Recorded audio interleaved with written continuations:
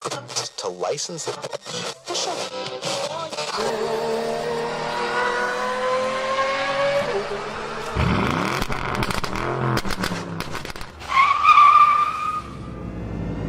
Meep meep.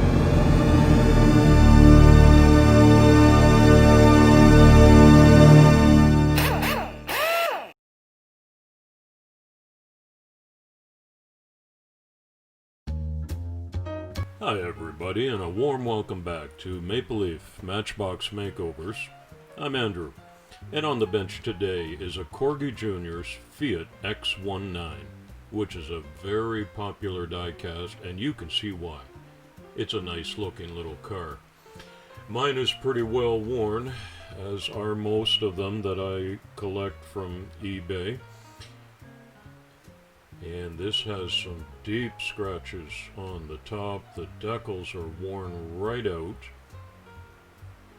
The front is scratched up a little bit. But I'm doing this by request, and the request from the Quirky Garage, 1999. This is a great YouTube channel with an excellent collection of cars in all scale sizes that I want you to visit and subscribe to. He's very knowledgeable, and I left a link in the description so you can find that channel easily.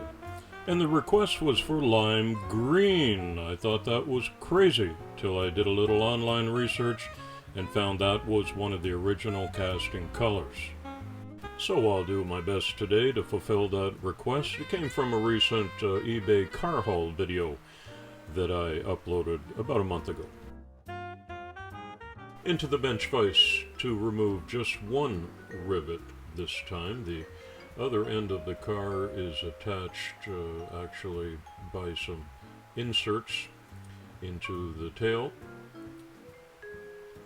And this one comes apart with no real problems. It's only one surprise on the inside when I got looking carefully at it, and that was the extraordinary amount of carpet fibers and pet hairs and hair from grandma. This was a carpet racer, for sure, but that's fine. So were all of mine.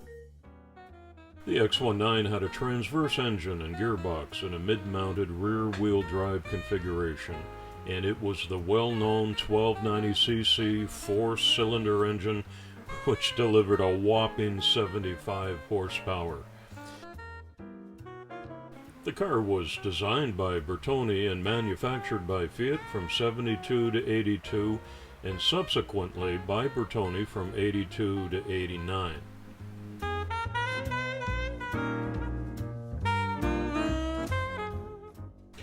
I take a flat diamond file to level off the post before I drill it with a 2mm drill bit and test fit an M2 self-tapping screw.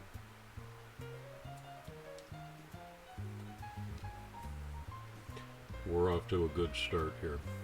If you're enjoying this video, I would like you to give it a thumbs up and a like, and why not become a new subscriber to Maple Leaf Matchbox Makeovers by hitting the subscribe button in the lower right corner of your screen. It doesn't cost anything, and you can watch the channel grow and follow my progress as a new hobbyist with my small victories and my happy little accidents that happen as well. And when you leave a respectful comment below, be sure to tell me where you're watching from. I'm in Switzerland, and I'd be interested to know where the worldwide viewing audience is located. So take a moment and do that, won't you? I'm just cleaning up all the extra bits here, and now this windshield gets some special attention. First with a gentle washing in soapy water.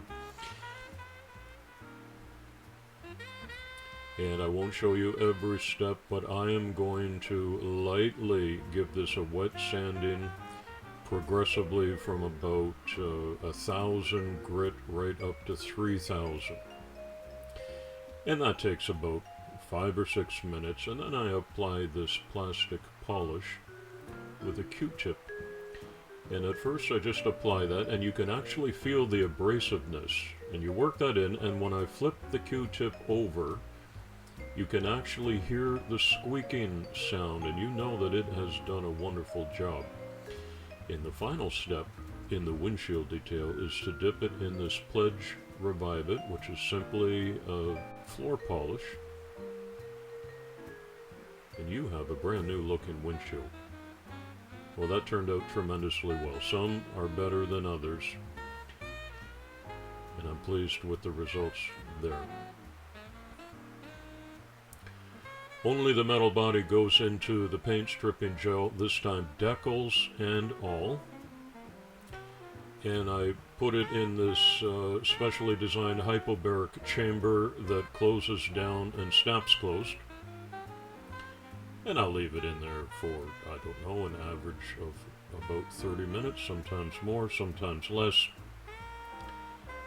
And it comes out pretty well bubbled up, so there has been a chemical reaction here. And using a toothbrush, it should just lightly brush away.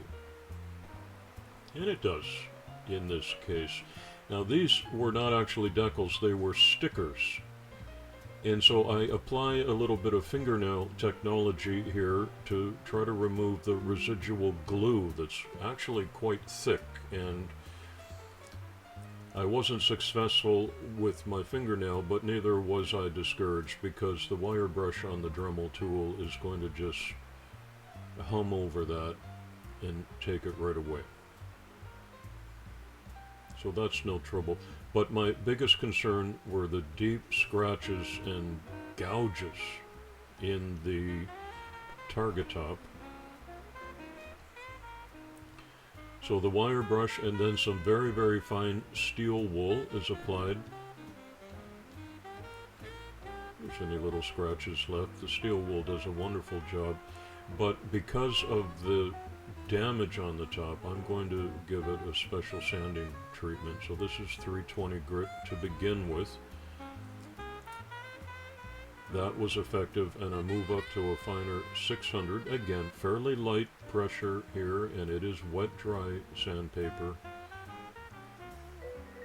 And I would give that a little drying with the shop rag, and that looks great. And so the final bare metal detail step is to put on some metal polish, change the Dremel attachment, and again, lightly and fairly slow speed so I don't burn anything. I just work that in all around the metal casting.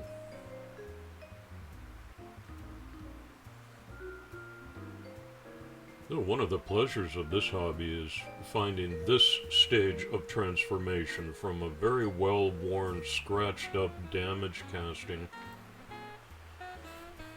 to the first bit of restoration. I put some primer on here, and then I noticed a couple of rough edges, generally inside the windshield, that needed some filing, and I did that.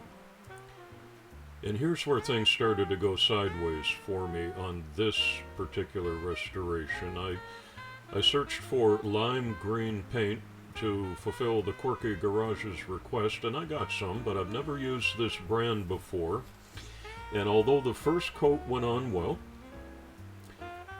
the second application after this dried was not so great. There was a little bit of orange peel, and I did some wet dry sanding and applied a third coat and another wet dry sanding, and then some clear coat after all of these details, and sanding again. And I have to say, I felt this was not totally successful.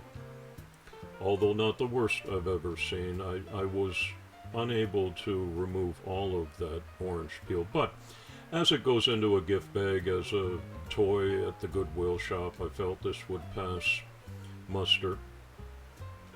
It's not a competition entry, and I think the final result is actually pretty good. I did the details and black stripe down the body trim middle just to break up the lime green, and a black targa top.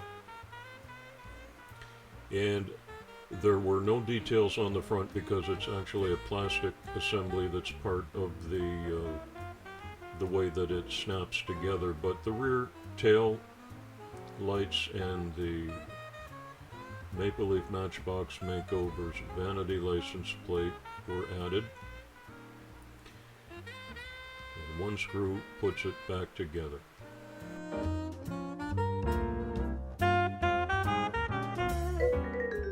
And make sure everything is aligned. Let's have a closer look.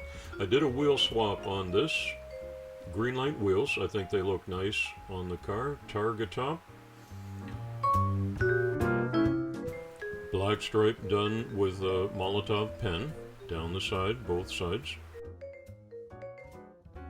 Windshield came out wonderfully well, and okay, I'm just slightly disappointed in the paint finish here, and you don't need to point that out to me in the comments, I'm well aware, but it's live and learn.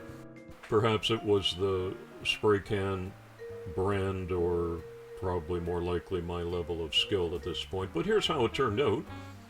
It certainly is freshened up and looks clean, and the wheels make a tremendous difference on this. It goes into the gift bag and back to the Goodwill store, and in these days of iPads and iPhones and zombie kids, I hope another generation will learn how to have fun with a Corgi toy. Thanks for visiting my channel and watching this video today. If you enjoyed it, give it a thumbs up, won't you? And be sure to come back soon and often. It's coffee time.